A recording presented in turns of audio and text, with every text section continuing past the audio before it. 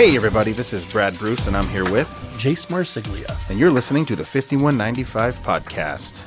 Okay, well, where we last left off, it sounded like you were on the verge of a pretty big epiphany, possibly. Yeah, something had to give. Mm-hmm. I was kind of getting to that point where it's like, what the fuck are you doing, man? Yeah. You know, I had gotten to that point where you do a lot of second guessing. And, like I said last week, where I was 10 years deep, solitary confinement, making beats just in the shoe. Mm-hmm. And I'm like, you know what? I mean, maybe this isn't it. Maybe I got this wrong. Not that this wasn't great and all this, that, and the fourth, but, what else am I going to do to live my life and kind of move on to the next level? I don't want to just work a fuck ton doing something I'm not really that crazy about just to pay bills and, do this in the dark. So with that being said, my mind was opening up and I'm like, fuck, man, okay, well, you know what? I hate to say it. I don't want to give this shit up. I don't. But already being a college dropout of my own, I'm like, oh, fuck, man. I mean, I'm not going back to regular school. So I had taught myself a lot when it came to mixing, but, I was still flying in the dark about certain things. I had got to the point where I was like actually willing to explore going to school for audio. I felt like I was out of options. And this seemed like, okay, it's not like I'm pivoting completely off course. No. I had reservations about doing it, though. I think we can all relate to that. Yeah, because the first thing that would have come to my mind, and it did just now, was do you have to do regular school to even work up to that? Right. Because that was a fear of mine, too, even when I considered film school. Are you going to go to film school? And they're like, well, did you do regular school? Exactly. You know what I mean? And it's like, no. Yeah, I was kind of hoping to avoid that. Yeah, you don't want to take math when you're focusing on some other shit. You know what I mean? Right. I don't want to do English class. Why do I need a science credit because I want to write? Sometimes that's the case. Mm-hmm. And like my daughter wants to get into forensics. I'm like, you're going to have to go through a shit ton of boring, seemingly useless science. That's really cool, by the way, though. It is. But it's like, that's at least relative. I could understand going to college and having to do, for me, something in the English field all the way through. But like your math and science and all that, it's not going to hold any relevance to what you want to do. What I want to do. Yeah. So I even wondered just now, and hop off this as you can. Would this have been something like maybe a broadcast school? It was definitely trade school for me. Was it trade? Okay. So yeah, no degree, just certification. Sure. Essentially, you know. But I think a lot of people can relate to, and you touched on it a little bit in the last episode when you talked about your short stint at school about, I remember you saying that your father, maybe you guys didn't quite see eye to eye after you had, left that traditional path, so to speak. Yep. And, I can relate to that. And I think a lot of people can because I did something similar. I went off to college, community college in just outside of town from where Chico State was. Mm-hmm. Everybody was having the Chico State experience, and I was taking the bus out of town to the shitty community college. Yeah. But eventually it was the same thing. I'm like, fuck all this, So I cut out of that, came back down here, and now here we are, all these years later. And I'm like, okay, well, if I'm doing this, it has to be concise. It has to be exactly what I'm about. I'm not going to do any of the other fluff. Mm-hmm. And I knew it had to be kind of convenient in a way. I hate to say that. That sounds comfy, and that may sound, you don't really want it. But no, I just knew the reality of who I was and what was going to make it work. Mm-hmm. So I was lucky enough to find out that there was this school in the next town over. It was a little satellite version of a school based out of Texas. Now, this was just a film and audio school. Oh, wow.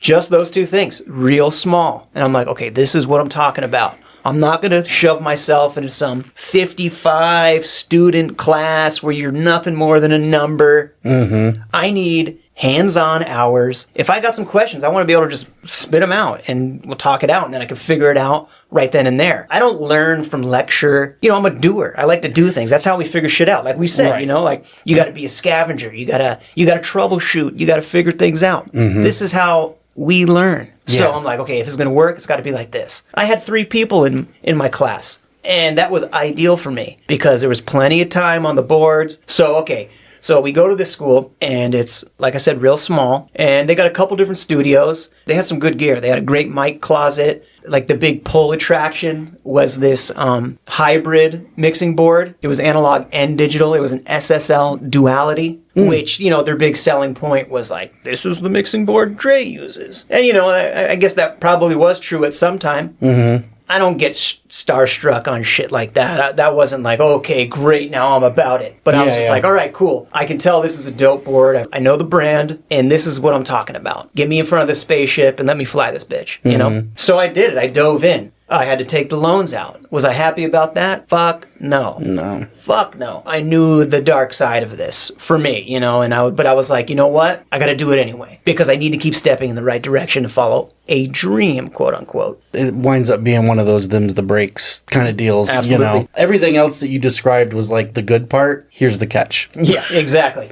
It's going to cost. You're going to be paying for this for decades.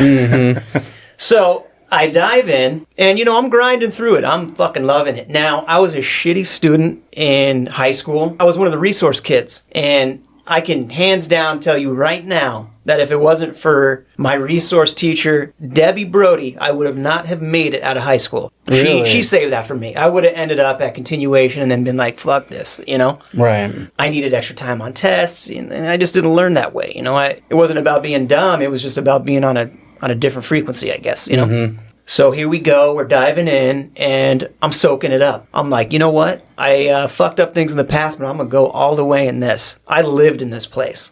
Yeah. If I wasn't working just to kind of pay bills and stuff, I was there. I was putting my time in. I wanted to know everything. I wanted my hands on everything. See, I was wise enough at this point to realize it isn't about the certification I'm going to get here. It's all about the hands-on real life experience I can get out of touching the gear, using it, recording stuff, being able to work with things that I otherwise would have never had a chance in hell to touch, other than like some buster-ass gear I had at home or that somebody else had. Right. That was just consumer level stuff. You know, I wanted some pro shit, and I couldn't afford it. So here we go. I dive in. I pay the money. We're working it out. Now, as time goes on, I'm kind of hit with some of the same kind of stuff like, all right, this is cool, and I really like learning the technical aspect of this, but I don't want to be a session engineer. I don't want to teach an MC how to count in and deal with this kind of crap. I wasn't, still had a little bit of chip on my shoulder that I had to work on puttying up.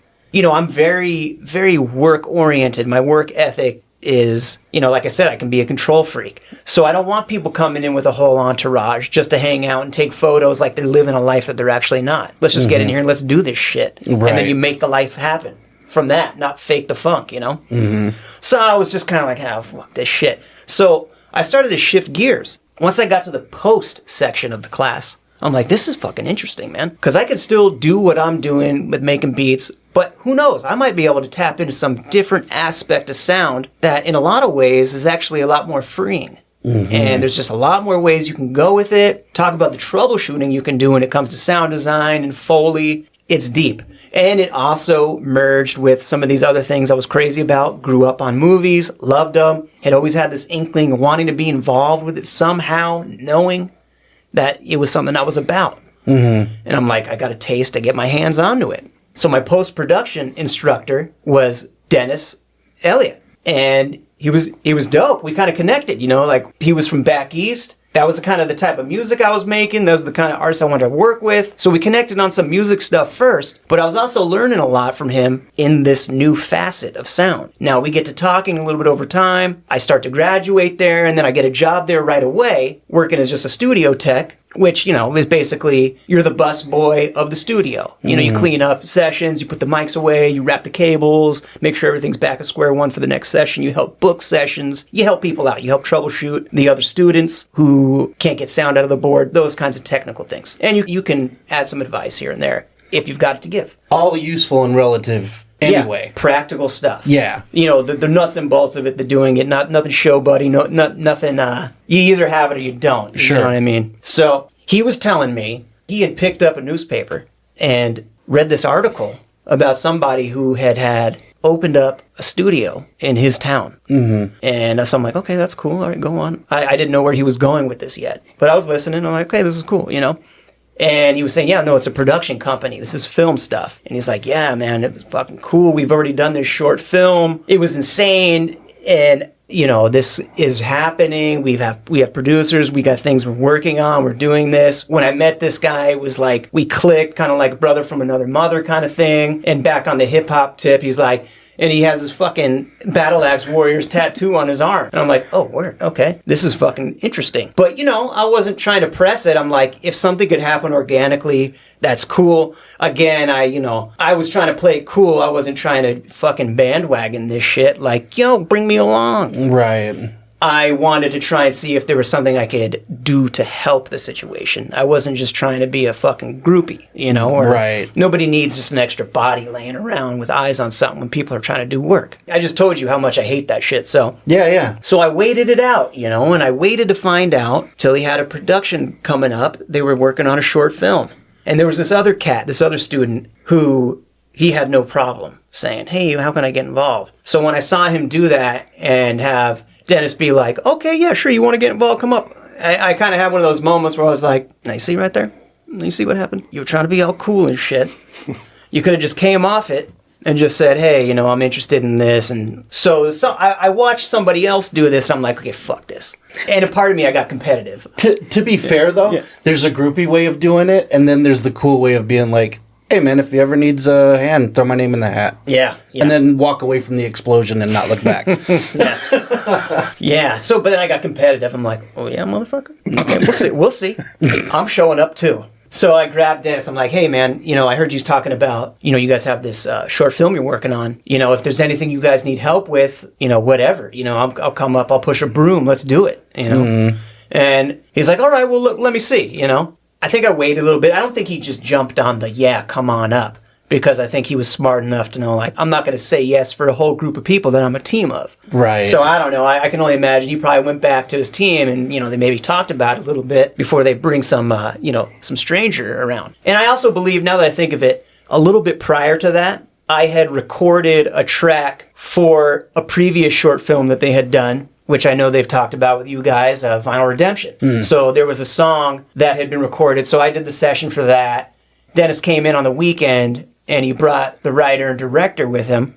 And he was just kind of doing his own thing. He didn't really give a fuck who was around, who was there. He came in. He's like, yeah, this is the writers. And I'm like, hey, what's up, man? He's like, hey, how you doing? Hey, thanks, man. I'm like, okay. No, I get it. That's cool. That's cool. And sounds really glib. And no, it was cool. He was just doing his thing. And I respected it. I was like, this guy didn't come in here like he was some superstar. He was just about what he was about. And I was like, okay, this is what I'm talking about. This guy's just in here doing his thing. He came down here for whatever reason. I don't know if they were picking some gear up or whatever, but I'm like, okay, this makes sense to me in a way. Because these are just people trying to make it happen. No glitter, no flashy shit, talking themselves up. You know, if there's something to talk about and a conversation would strike up, then cool. But that's the vibe I got. Mm-hmm. So then comes this short film that I found out I could kind of do something for. I didn't exactly know what yet. So I remember coming up to the studio. You know, this is Red 11 that I'm coming up to. I'm pulling up, I'm like, wow, damn, okay, they got a warehouse here. This is cool. Let's see what's going on here. I go in, big open space. Just looks like a big blank canvas.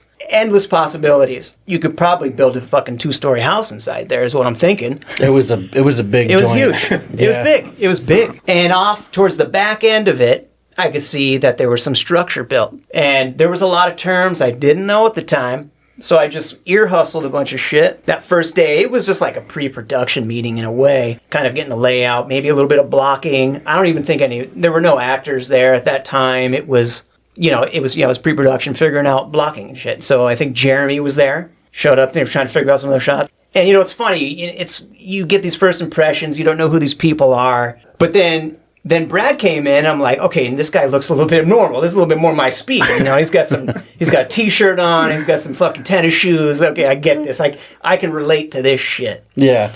And, light up a smoke. I'm watching things take out. I'm just trying to soak it in and see where I could get in and be helpful. And at that time, what it was kind of running cables for how we were going to mic it up, which was cool. So we did all that. I was just excited to kind of, be a part of this experience. So it came time to production day. So this was old Sparky. Yeah, so this was cool for me. I was like, oh, this is sick. We're going to do some practical effects here. There's going to be some dialogue. There's going to be some intense shit here. I like this. I was excited to kind of see it unfold at a higher level than like a student film.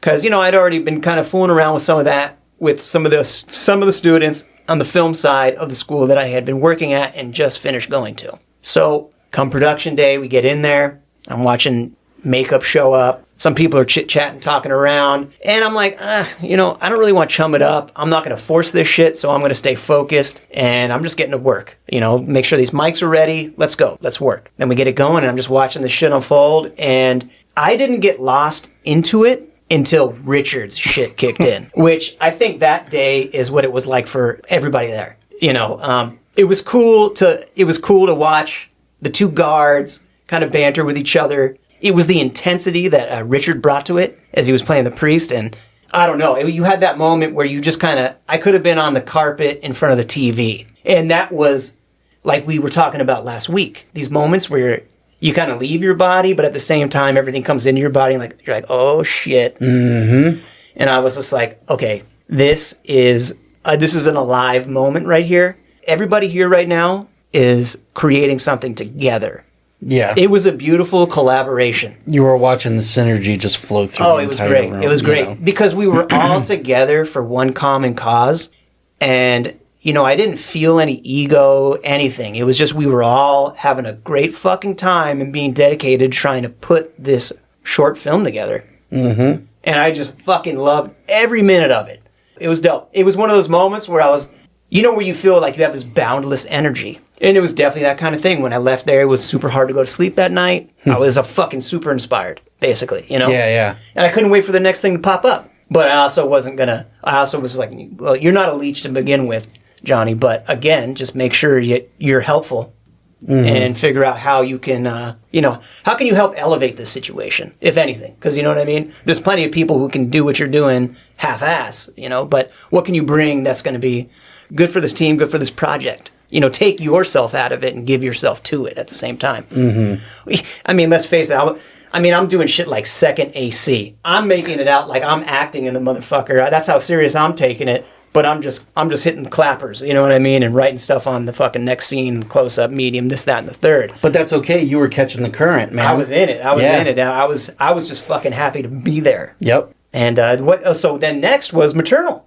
I don't think there wasn't anything in between. Old Sparky? Yeah, it was Old Sparky and then Maternal. No shit. Okay. Yeah. So again, I'm new Jack, and I get it because I'm the same way. I'm sure these guys are trying to feel me out. No, we definitely were. Getting back to what you were even talking about, like with Dennis, he had came to me and was just like, hey, there's another guy that wants to come up, and I'm just like, well, yeah. For sure, because me and Dennis, we did click, right away. Like it was like an instant click, and because he was that piece of the puzzle that was missing for us, because it was like sound was always absent from past projects where it was like, oh, we would just get a mic on a boom and just have someone hold it, but there wasn't no real like field recording and mixing going on, Sure. Yeah. And mic placement is very fucking important, right? And so Dennis was a master at that shit. And then, of course, when he vouched for him, I was just like, well, yeah, we talked to everyone else. And they're like, fuck yeah, of course, And then, I did meet him and I was like, oh, yeah, hell yeah, for sure. And then the way it was, like, even on Old Sparky, he jumped right in and was just another cog in a well-oiled machine. It just worked so perfectly because he's right. There was no ego, as to what we were doing. We cared about the project and that was it, because, I told the story about Richard Inigiz is what we're talking about. He had all but retired, from acting, right. And, I told the story of how he's like, they either wanted me to play a cop or a priest, and I'm done, Right. And that's when I gave him the script and he's like, fuck, okay. But being a fan of his before I ever met him, being able to work with him was fucking amazing. Sure. You know what I mean? It was amazing. The fact that he said yes, it's like, oh God, okay, that's like a breath of fresh air, because I was a fan of his work as a kid. Like, I'd seen him in all these TV shows, seen him in the Deadly Towers, seen him in Boulevard Nights, and then now we were friends before we ever worked together. Okay. Like, we were friends. And that's why he told me, he's like, I would only do this for you. I'm not doing this for anyone else. Right. Yeah, that was a great experience, and Johnny and I clicked, like, because it was real recognize real. I noticed as the projects did go on, I feel like the confidence between both of us and then being able to lean on each other started to grow exponentially, even over other members in the group, you know, where he came in, just, I'll do anything. Yeah. But then he literally moved up where it was like, this guy's becoming a right-hand man. Yeah. Like a huge part of this. You know, we did the movie. It was fun, you know, like it was really good. Like we built a great set, did a lot of cool Foley shit with these guys, you know, and it was awesome. That was when I really met him. Dennis had came on for Vinyl Redemption to do some post sound. And, you know, I was like, we need a song. And then that's when he went back with you and the other guy. I can't remember his... It was, the song was recorded by Tommy Richardson. There you go. So I went down to the school and I'd met Johnny and you were actually working on something. You were working on a film when we showed up. You guys were doing something. Yeah, I remember... Okay. Or you had just wrapped because the whole place was fucking flooded. There was like water everywhere. And you guys were like cleaning this shit up. And I was like, to me, I was like, that's badass that they're willing to go to these lengths to create art in this place where it's surrounded with millions of dollars of equipment. I'm like, fuck yeah, I like that. Yeah. You know, and I went back and I told everyone, I was like, no, this dude's fucking solid. So when Dennis came and was like, hey, he wants to be a part of the Old Sparky, I was like, absolutely. Yeah, bring him on. You know, and, you know, it went great. And then we got Maternal, you know, and then... Yeah, Maternal was. I was like, okay, cool, nice. This is a longer project. It's bigger. It's bigger. There's more moving parts. It was more ambitious. Yeah, definitely. Very ambitious. Intimidatingly so, in my opinion. You know, flying out and being.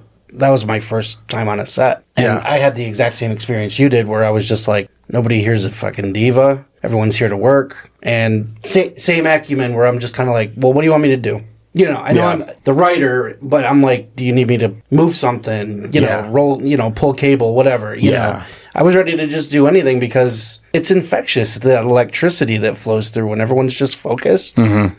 Did the same thing with Felissa when she was like going into panic mode and crying and screaming and all that. Could have been at home watching it on TV. I was absorbed. Yeah. I was watching everybody at the top of their game, and I was fast friends with everybody when I came in. It was really fucking cool. Yeah, because that was the first time you guys had actually met. Yes. Right, yes. I'm not even sure if it was the first day. It might have been... I mean, I think... It's kind of a blur, because it is. We went hard. We went shotgun on that. Yeah, because he was there every step of the way. Was he? Okay. Like I told you when you and your brother landed, I'm like, guys, blink of an eye and this is over. It's going to be a blur. And that's the thing. A lot of it, to me, I couldn't tell you what was what. I know on the last day we shot the bar stuff. Yeah. Mm-hmm. That's about it. Because everything else, all the other bits and pieces and talking to people and all that, it's memory salad. You know, it was a tricky shoot just because of the location that we had. Yeah. You know, and the lighting setup, you know, with it being very minimalistic, you know, trying to create this like cavernous fucking atmosphere. Yeah. You know, and when there was tons around. Yeah. And trying to like eliminate all of that and have a focal point. Mm-hmm. It was tough. So there was a lot of issues that me and producer had to tackle separately to not let it bleed over to everyone else. And it was awesome because we would have a problem. And we'd go to Johnny and Dennis and it was just like, yeah, no, for sure. We can do this. We can make it happen this way. Because in a film like that, you can't just really have a guy on a regular boom standing there with those kind of shots because it was a big shot. You have someone on the floor. You have three guys standing there. You're creating a big shot. Yeah. You can't just have, and not to mention you had one light that's going to cast shadow. Yep. You know, so it's like if you had a boom, and there was a couple of times that the guy that was running boom, I'm like, oh my God. Like I would grab Dennis and I'm just like, bro, this fucking boom. Like there was a couple of shots that were ruined because a boom was hitting someone in the face. Yeah. It was a very difficult production for sound. The sound aspect was tough. A very hard environment. Physically hard, meaning so that, the sound is going to be bouncing off everything. A lot of reverberation. Well, I mean, it was very challenging because we had the inside of the warehouse we had to shoot, but then we also had to shoot outside, and you had the elements of a freeway over our shoulder. Yeah. So they had their work cut out for them, and we're the type of people where we know I'm not going to be breathing down their neck. It's like, give them the right amount of time to be able to set this up properly to where we're going to get the correct sound. Mm-hmm. because that's what's important. Like, I've been on sets. I'm sure we've all been on sets where it's just rush, rush, rush, rush, rush. Hurry up, hurry up, hurry up. Go. Yeah. When you do that, you're fucking with morale. You're creating attitudes. And then the thing that's most important is the film suffers. Yeah. You know, so that's why Dennis and I did work so well, because we had that understanding. I'm like, hey, you guys are just as important as actors. You're just as important as camera. We're all in this shit together. So take as much fucking time as you need. It was hard. I remember dealing with secondhand because, I mean, I can't go in and go, oh, we'll just do this or do that because it's not my department. Right. You know, it's like I can express what we need and what we'd like to have. Yeah. And then now they had to problem solve to do this, you know? And it was tricky, but to see them do it in such a professional way was fucking insane, especially on the budget we were working with. I was going to say nobody was kicking rocks and being like, ah, God damn it, whatever. You know, there was none of that shit. Yeah. It was, for as arduous a shoot as it was smooth in terms of just focus, morale. Because you got to remember, too, the dedication. As we're shooting, we have like a full-blown makeup job being done. Yeah. In the back. Yeah. Yes. You know, and, you know, the producer doing his job of like, time, you know, it's time. That was his job, you know, so he made sure we didn't get too relaxed. Yeah. You know, but he also wasn't like, what the fuck are you doing? You know, like he knew what he was doing. Like I said, it was a well-oiled machine. And there was a moment on Maternal for myself having Johnny on board. It was a giant relief because I felt like it was a person who understood and didn't have to be told or something, stand over his shoulder, but also would come to you and go, nah, this probably won't work. We should try something else. Instead of just like, yeah, for sure, we can do it. Right. You know, because that's when shit goes south. It does. You don't want yes men. No. And being challenged was fucking awesome. That's what this shit is. This shit is being challenged. Because everyone has their area of expertise and they can tell you, you know. That's what I thought was so harmonious about all of us, because we understood people's position. Yeah. And we understood, okay, I'll let them be. You know, and let them do what they need to do. And with no reservations at all. It was just very... I mean, I've said before in other episodes, I feel like Maternal spoiled me. I'm like, that was too good of a experience. Right. For whatever experiences are going to come down the line. You know what I mean? Because it was just, holy shit. Yeah, it was a good trip. It was fun. It was awesome. Fun. Yeah. I felt like I was in a lucky position, though, because I wasn't solely doing sound. I was bouncing between that and second AC stuff. Right. So I was able to, it was nice to not just wear one hat. Yeah. Because I was able to see things from different angles at that time versus just being mono-focused. Because this is what happens. You know how it is. The people in their department, the only fucking thing they're looking at is what they're doing. Yes. And that they don't see anything else. Right. So, you know, they're going to, at the core of it, just doing sound wasn't even enough because I wouldn't have learned enough. I wanted more exposure. So I didn't want to be just fucking one track mind on that. I wanted to see what was going on here, here. And luckily because of that, hopefully it did benefit the project, being able to notice something and maybe say, hey, you know, maybe we should try this. Yeah. And it was never, sorry, go ahead. No, I was just going to say is like, because that's one thing that we've always discussed, and I even told you too, I was like, we're all super collaborative. We're extremely. You know, there's no like, well, this is my script. These are my words. Do that. This is law. This is the Bible. We're not doing anything else. I know best. No, not at all. I think to have a good film, you have to be fluid. You have to, because like if you don't take someone's opinion, you're never going to grow. No. You know, and your projects will suffer. Yep. And the fact that he was doing that so early on, and it was like a super eager, you know, because again, like he came in as like sound, but he was doing camera department stuff. Yes. You know, and he was doing it like efficiently. He knew exactly what the fuck he was doing. Which was that stuff you learned at... No, that's shit that I learned the week before. No shit. No, okay. That's one of those like, hey, go get the apple box out of the truck on the way out to the truck. Hey, what the fuck is an apple box? Right, you know what I mean? You just say yes and then make it fucking happen. Okay. You know what I mean? Yeah. You figure it out along the way. And I think that's where longevity comes in for people that are like, I'll figure it out. Yeah. And it was awesome because there was that initiative, but there was also, I don't know. And that's cool because most people are afraid to say, I don't know. Oh, I know. Yeah, it feels like the quick ticket off the project. Yeah. It really is. I did know where to draw the line before I Peter Principle myself and end up in some hot ass water. Yeah, Right. And it was super fun because I felt once we got into the bar, it was kind of like the reward for all of the tough shit. It really was. It really was. Yeah. You structured it perfectly. Yeah, you know, Right. and again, like, I mean, he was even there for the bar. Like, Yeah, when we were I think doing I the was an building. extra in there hanging out. Well, no, and not just that, but I mean, like, you were helping construction. Yeah, I like did, building the little bit, bar, little building bit. shit, doing things, you know? Oh, yeah. So you were part of Because, I putting mean, it up. yeah, that was something, the bar initial scene wasn't in the script. And it was That's like, right. you know, he and I had talked because, you know, again, like being a writer, it's one of those things where, and hanging out with other writers where you're like, can I make a suggestion to another writer where they don't get pissed off? We had never met face to face prior to him landing to be in the movie. You know, reading the script, and I was like, we're here in this location. We need something to take us out of it. Right. So I was like, you know, what do you think about this scene? You know, and I kind of pitched him an idea of like a bar scene. And he was like, okay. And the fact that he was like so willing to, yeah, let's take it on. You know, he goes back, he knocks it out. You know, he gives us the scene. I'm like, yeah, perfect, sweet. Nice.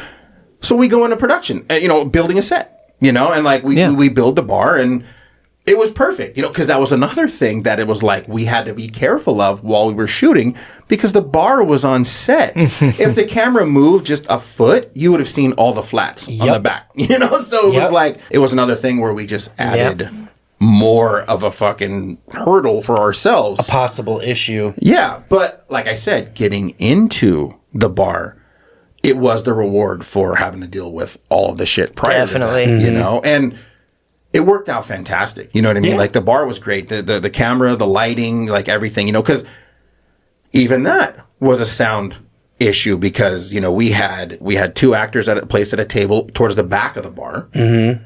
Then we had actors in the front at the bar, but then we had a room full of extras that we didn't need to be sound, you know, no sound on them. Yes. You know, that had to be quiet. So I was like, here you go, guys. You know, and so it was like one more fucking task you guys got to figure out. You know, and well, we had no fucking lav mics. So exactly, I mean, it was tricky. Like it was tricky, but when we finished that project and we went into post on that, it was just like such a breath of fresh air because, you know, like I would give Dennis like the EDL and he's like just knocking it out. And it just felt so good that I was just like, what do we do next? I felt like for the first time doing this film that it was complete as far as a team. And we had people that knew what they were doing. Right. Yeah, man, it was. So you were setting your sights on other things. Oh yeah, already, you know, already. already. You know, Just because everyone felt so dialed in. Yeah, like, know. and I remember we even did. Not jumping too far ahead. I never mentioned this to Johnny or anyone else. I don't think. Maybe the producer, but I was like, I wonder if this guy could act. Talking about Johnny? Johnny. I was like, I wonder if this guy could act. Just because of the way he carries himself, there's something there, you know. Especially as like a creative type, you're conscious of that, of people's deliveries, of tones, of body language, you know, all that stuff. It's like at the end of the day, he has an Italian person fetish. I mean, you know what? He did the same thing to me. And it's just he likes him a spicy meatball. This is what we do. There is a lot there. That's one thing I will say. There is a lot of Italians in my life. Yes, there are. So There really is. What do you say? You know, Yeah, what are you saying? Like we amuse you somehow? you do. You know. funny how? Funny how, buddy? Go get your fucking shot. So yeah. So what was it? Because again, it was. We were just going and doing. You know what I mean? Like we were doing a lot of shit. And was it? Now, if I'm speaking out of turn, I don't know. Like, but was it Transient that came up for you, or was that prior? No, that came up. Okay, Transient came up after Maternal, but Half Drip was before it. Okay. I don't remember how far in advance. Because when you were talking about the flooding and shit, that's Yeah. Half Drip. Right. Okay. So, when I was employed at the studio, I just kind of started getting more involved with people, people on the film side, their final project. And now you're talking about the studio down south. Yeah, down south, sorry. Yeah. Where I had gone to school, and now I was working as a studio tech. Right. So, these students, they're getting to their last section. They got to do their last project. And I just started like, all right, well, some of this shit seems pretty cool. Let's get involved. But then I was like, you know what? One of the film students who had graduated, he also started working there. This guy, John, from somewhere back east. And he was just another one of these guys that was really easy to get along with. I respected his sensibility and kind of what he was about artistically. He seemed like he was very interested in getting the right shot. And he was really into it. You know what I mean? You could tell. Mm-hmm. You could tell there's certain people who are just trying to make music videos, which is dope too, Yeah. But like he wanted to do films. He wanted to tell stories. Yeah. So I worked with him a little bit as an extra in on his final project, gave him some music to put into it that I had been making. And we were working together, and there were some like really quiet days, There was a lot of students that were just not taking advantage of the tools at their fingertips. Yeah. But that didn't mean we weren't. Mm-hmm. So we'd have these quiet days, and we're just like, fuck it, man, let's do something. So we just started putting together this idea of, kind of a riff on who we were at that time in our life, where this guy is just having a shit day. His day starts shit, and he's just trying to show up to work, do his thing. He's dragging his ass through the day, and he can't even do anything right. He doesn't have it, you know what I mean? But he doesn't say a word. So there's no dialogue. So I'm thinking to myself, all right, so I'm going to try and figure out a way to just kind of subtly do some physical comedy through whatever this guy's failing to do correctly throughout the day. So that's how this half drip thing came about. And, we tried to break it up into 3 little mini episodes, which is what we did. So we did the first episode was like, I think they were each about 5 minutes. It all took place just one work day, and things just progressively got worse. This guy was having a terrible time, and finally he just kind of snaps and walks off the job. So we figured, you know what? This was really fun.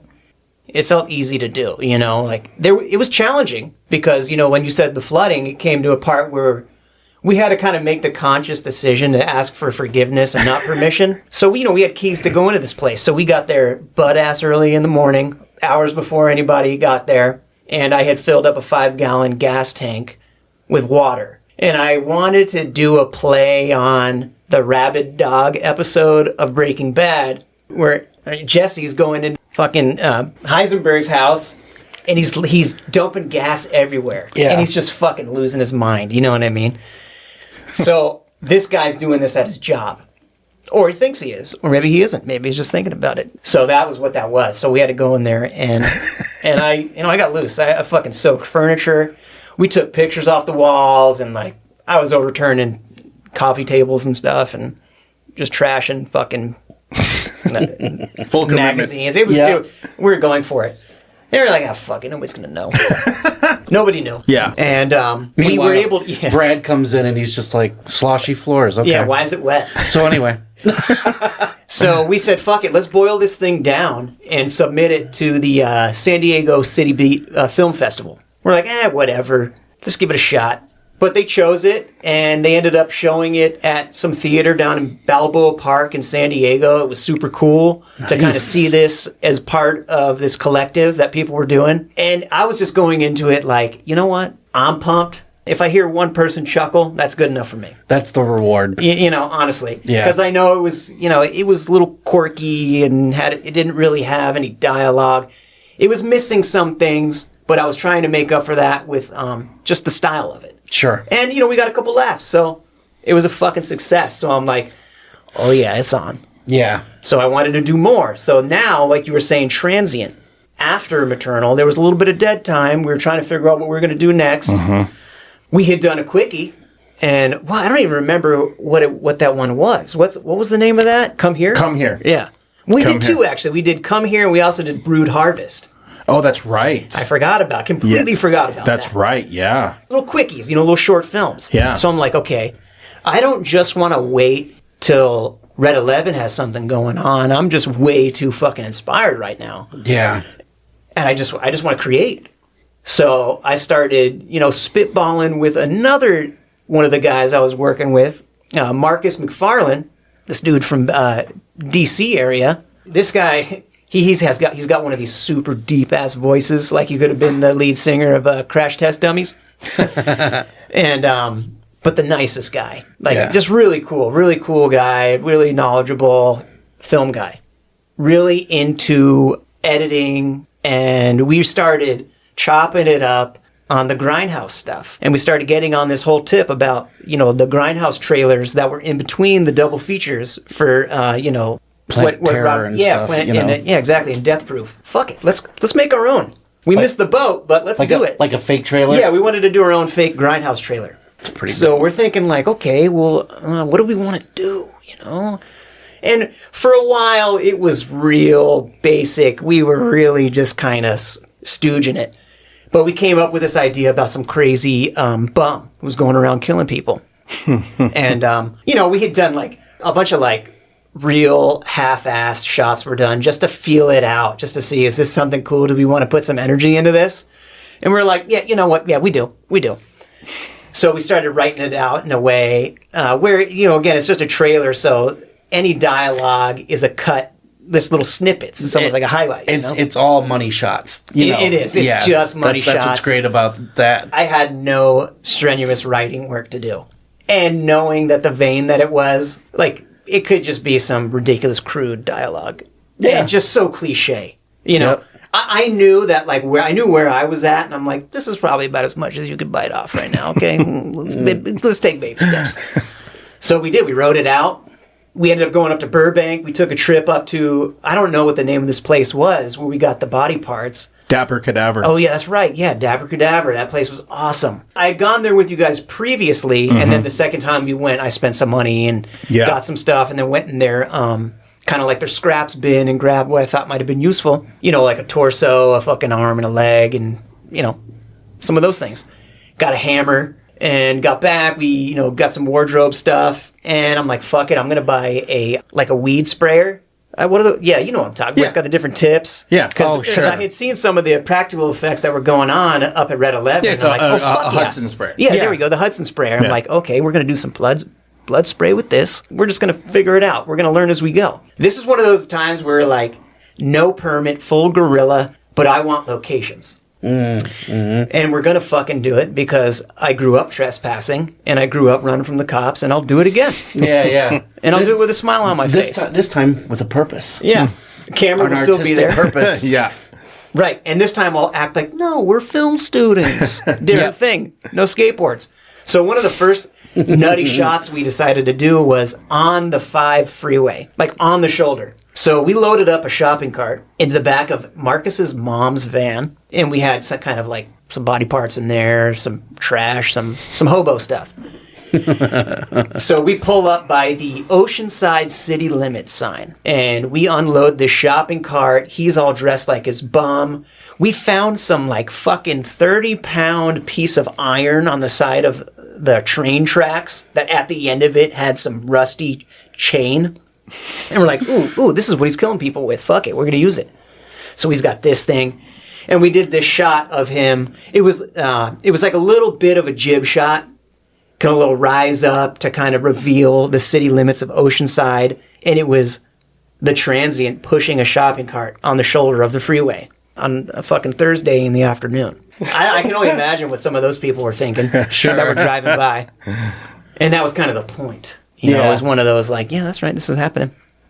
And, it went on from that. But here's a good little story that among that, we went behind what was once a Chick's Sporting Goods, which then became a Dick's Sporting Goods, which is that's funny in its own right. That's its own thing. But this whole area that we were in, behind this place was it's like a little bum village. Now we're setting up, and what we wanted to do here was a POV shot of a victim getting, beat to death by the transient. So I had John wrapped around me with the camera in a little water housing unit because we were going to get crazy with the blood. So he was cradling me from behind, and I was kind of using my hands out in front of the camera for the POV and defensive work while the transient was coming at me. Now, about 15 minutes before we were starting to run these shots, we had just watched some car pull up to some bum, and, this guy, they must have been, hawking some meth or something. So this guy had just copped some fucking ice and must have gotten so lifted.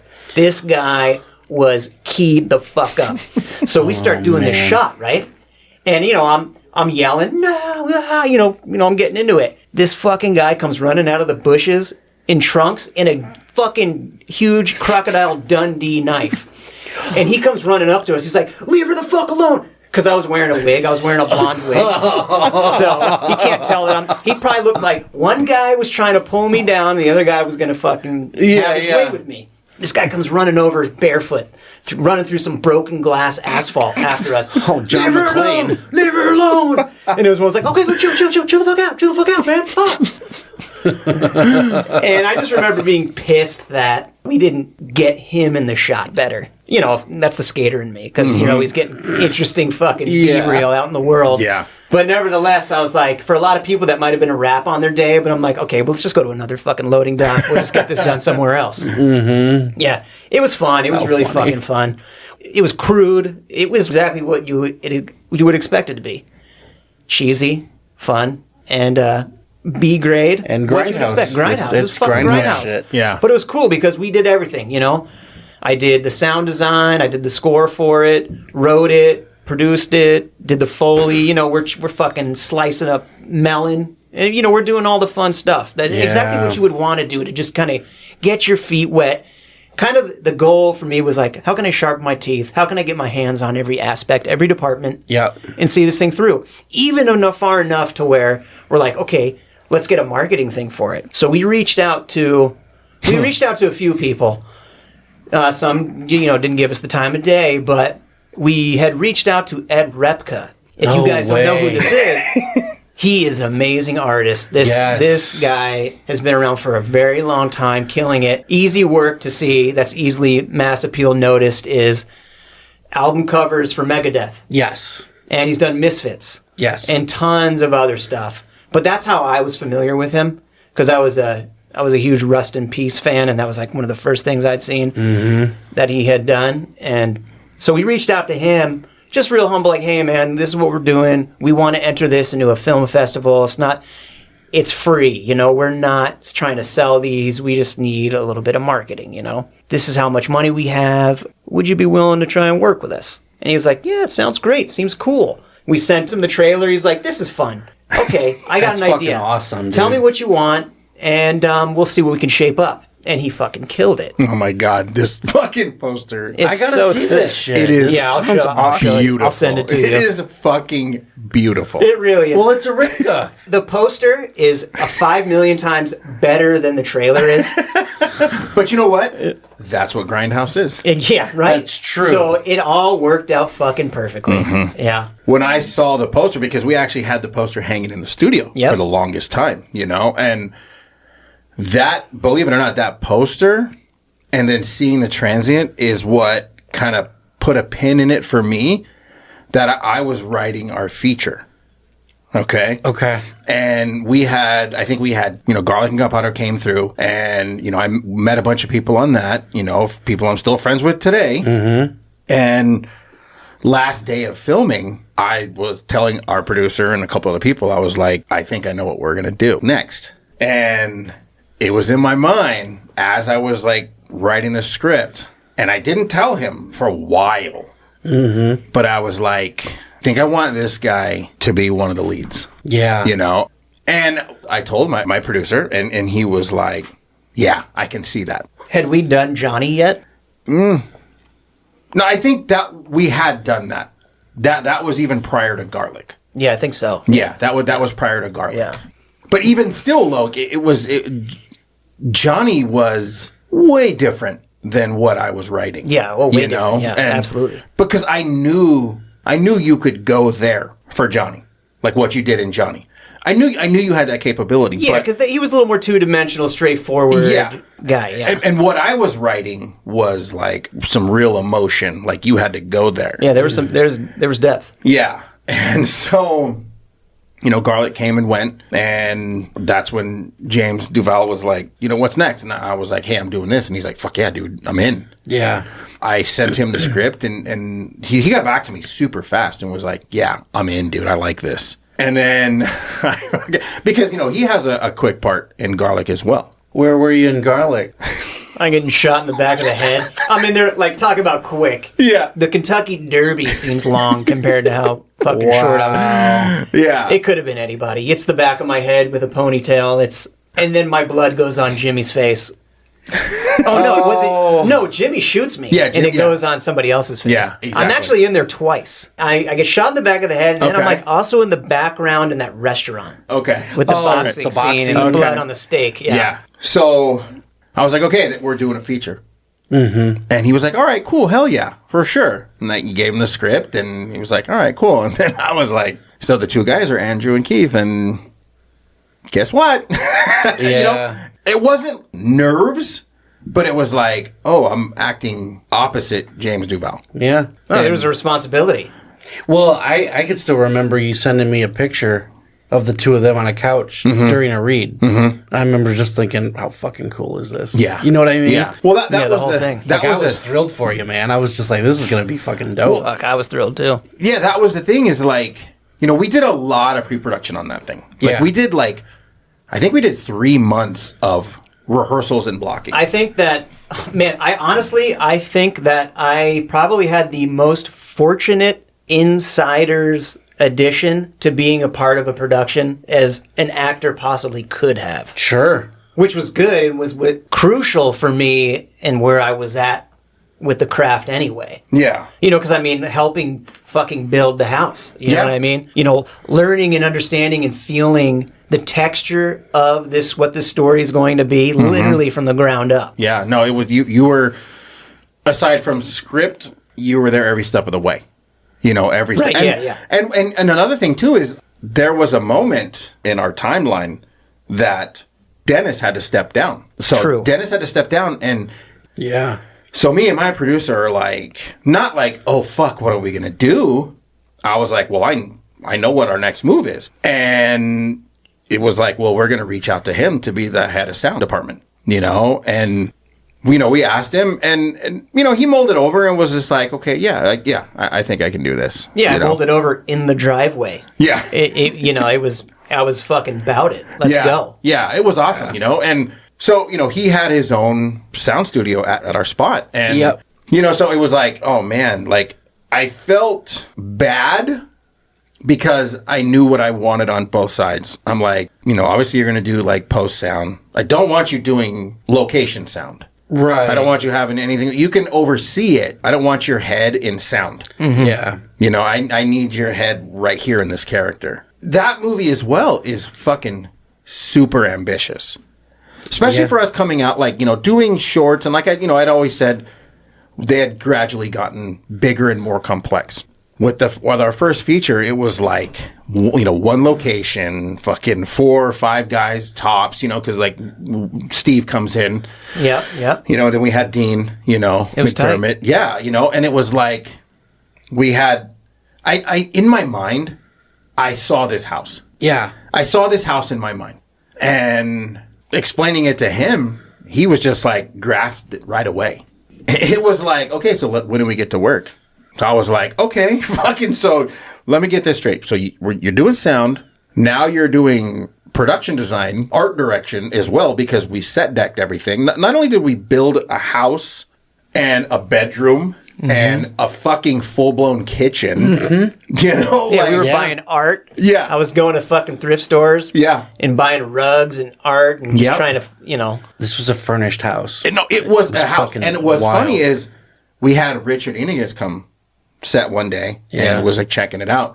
Man, I've been on hundreds of TV shows. I've been on all kinds of sets. He's like, this is a fucking house. We put power outlets in there. Yes. Like we like stained the walls, like where there were pictures. Like we were hitting them with nicotine spray. Like we'd put a picture up and spray it with nicotine spray, take it down. The fireplace and just all of these fucking like so many gems. Because my mind was, okay, I have to create the perfect playground for these guys to play.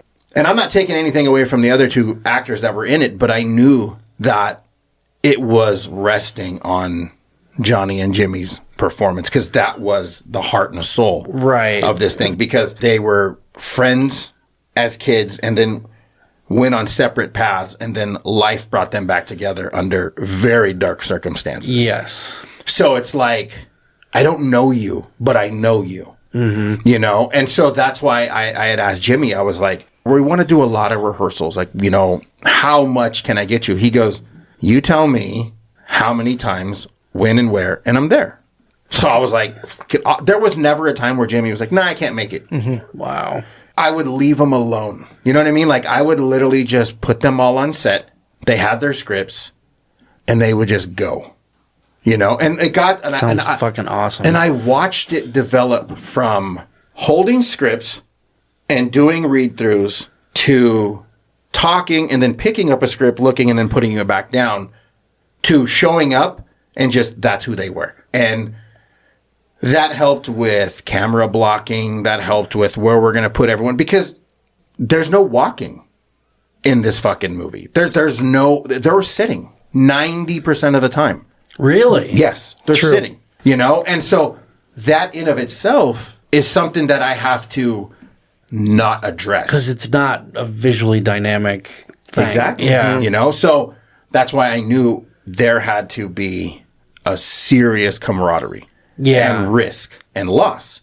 And it's good because there's just these moments in the movie where it's like, it's a nice up and down roller coaster, and then it really ramps up, and then everything just fucking falls apart. Right. I knew right away, these two guys, they were it. Yeah. You know, and we rehearsed for 3 months, building the house, rehearsing, finding things. I mean, we had fucking stoves from like 1920. Oh, I remember. Like, yeah. I mean, we built all the cabinets, sinks, kitchen windows, just everything. Like, we found the ugliest, weirdest yellow paint to paint this shit that actually looked good on camera as well. And then we had to, because we found a exterior location, we shot at the oldest house in Temecula. For exterior shots. Yeah. So we had to go there and take detailed pictures and then recreate the front of that house in our studio. Really? Okay. Yeah, because we shoot stuff in the daytime at the house in Temecula. Yeah. But then we shoot stuff at night. Here. Yeah, on location. So yeah. It had like the same door,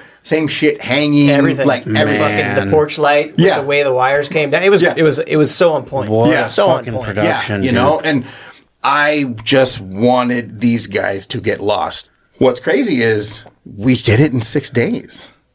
You know what I mean? We Wait, shot the this. shoot was 6 days? Yeah.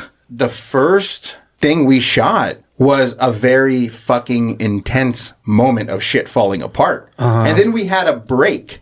And then we had to come back on that following Monday. We were shooting 15 setups. Yeah. But you know what? It was the same thing as when we were on our shorts. There was never no complaining, you know? Fucking awesome. Jimmy was dealing with a fucking horrible shoulder injury. Oh, really? Oh, yeah, it was bad. That's right. I forgot it was about fucking that. bad. And every time we're not rolling, he's just like, and we had like these patches to put on him, you know? And I completely forgot about that. yeah, Yeah. and this guy takes a fucking punch Oh, shit. and literally goes flying, hits a fucking ottoman, and like rolls onto the floor with his shoulder. And we're like, one time. We're doing it one time. Mm-hmm. And of course he's like, no, it's okay. We, if we don't, I was like, no. So we did the rehearsal, the punching, because, this guy, and like, yeah. It felt so good when we went into editing, and it was just all the performances are like, especially with these two guys, it was like everything that I needed. And we had Greg Dow, who I'd worked with a bunch of times, who I love Greg. Greg is a phenomenal actor. He can bring a different energy, like when Greg loses his shit in the kitchen. I love that. This dude lost his shit. I fucking love that. Yeah, it was just like, oh my God, and the wheels are coming off. It was perfect. It was perfect for where we were at in the story. He did great. Yeah. And then it was crazy because, and the reason why I'm even bringing this shit up is because, like, while this was going on, we're heavy, man. We're like up to our elbows in post on this thing. You know, we're getting the cuts. He's getting all of his stems and getting everything ready and getting everything dialed in. And we have like a nice rough cut of the film and we're like, okay, it's good. But the momentum was so strong that I was like, I want to keep going.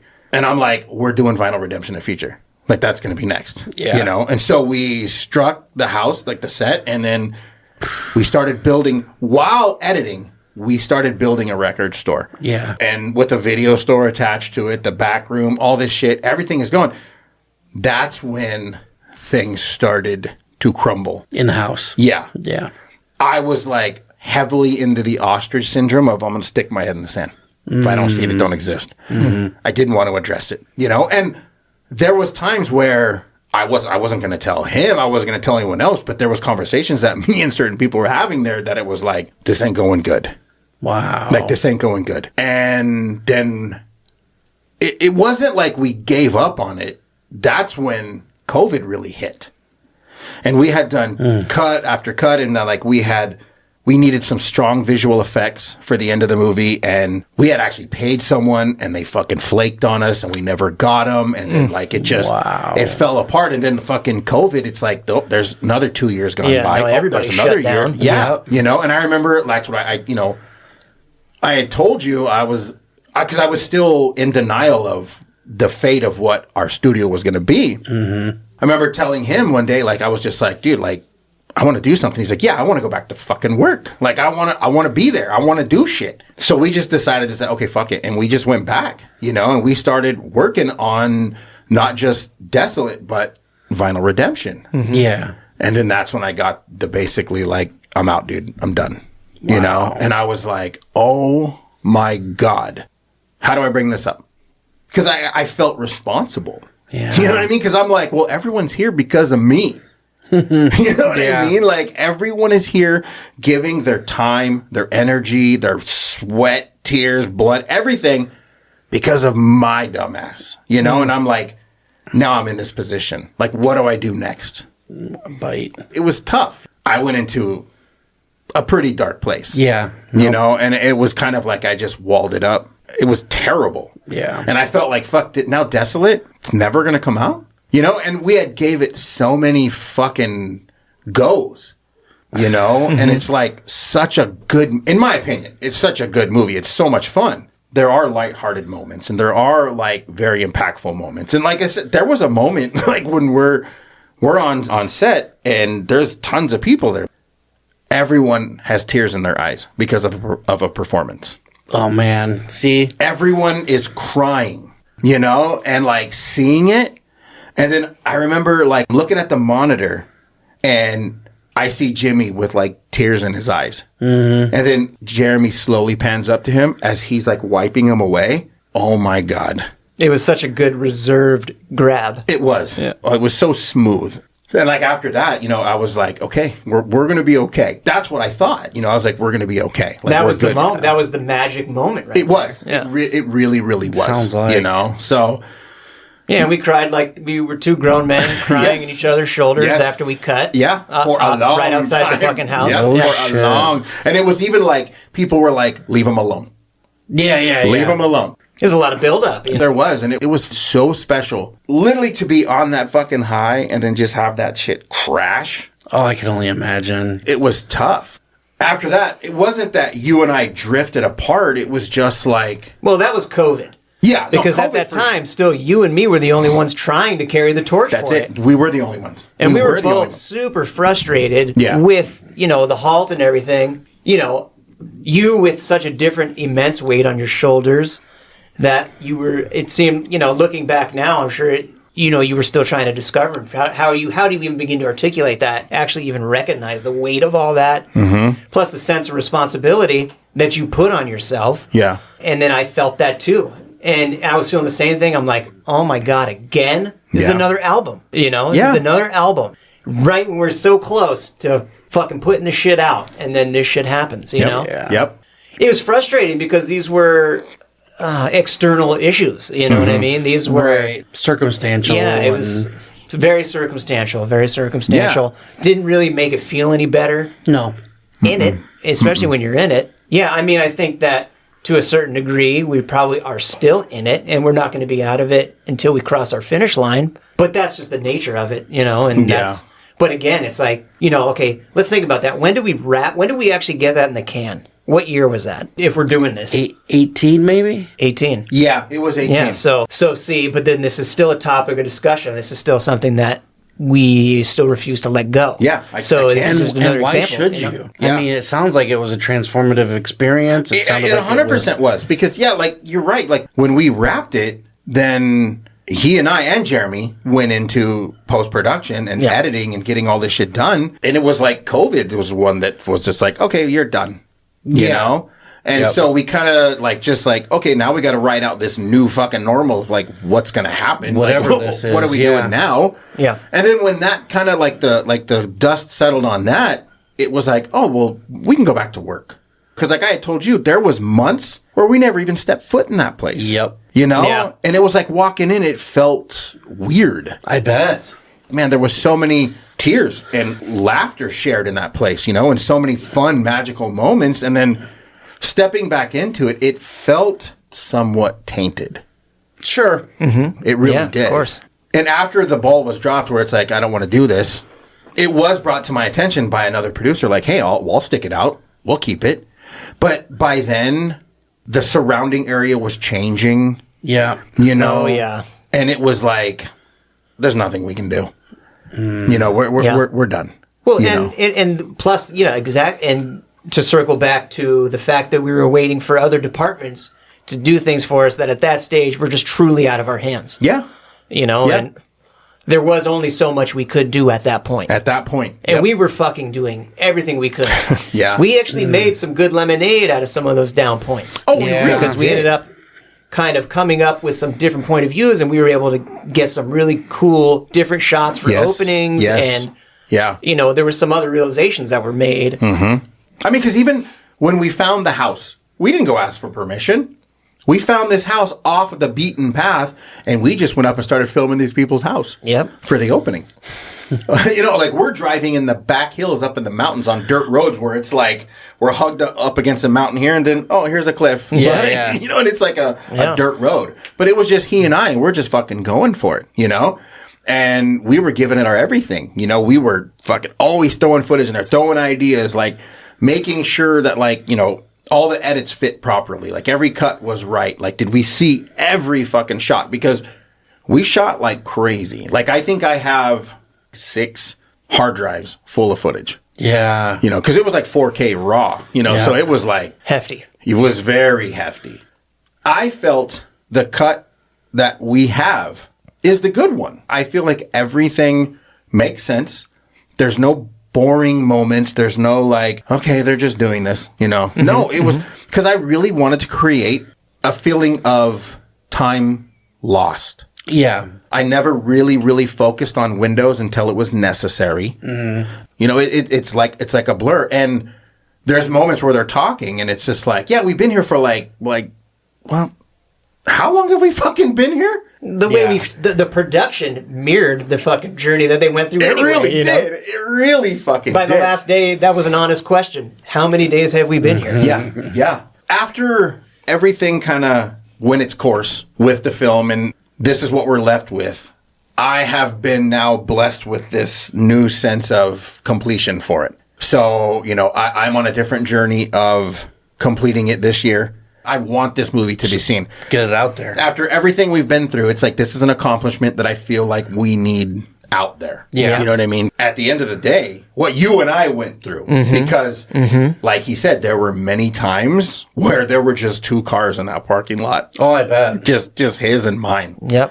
You know, and it was like going back and forth from my office to his office. Come here, check this out. Okay, what do you think about this? Oh, check this out, you know? And when you're working that cohesively, it creates an even stronger bond between the people, you know?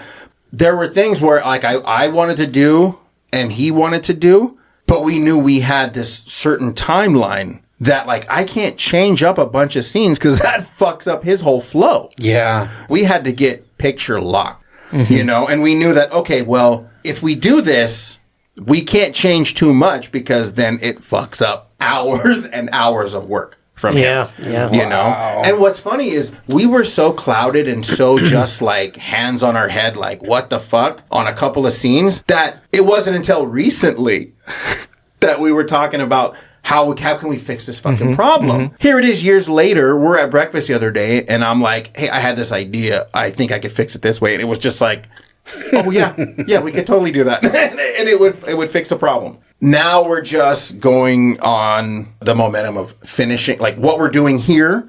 So we're using all of this, like, you know, with us, like, you know, kind of going down that road of script writing and selling and kind of hanging up my filmmaker hat for a bit. Sure. You know, just to kind of focus on creating and getting shit out there again, you know, and that way when the time is right for us to do something, we'll be ready. Yeah. You know, now it's like, okay, technology has now caught up to where we need it to be, to where we can do it our own. Pretty awesome. We couldn't have done it then. Like we couldn't have done it without a visual effects house coming on board and doing everything for us. Now we can literally pump like programs into our laptops and take care of all the special effects ourselves. Thank God we didn't do a Marvel movie. There was a moment where, and it wasn't like it was bad blood and it was anger, but there was a moment where, what was it, almost a year that you and I didn't really even talk? Yeah, probably. Yeah. You know, and it was just like, no.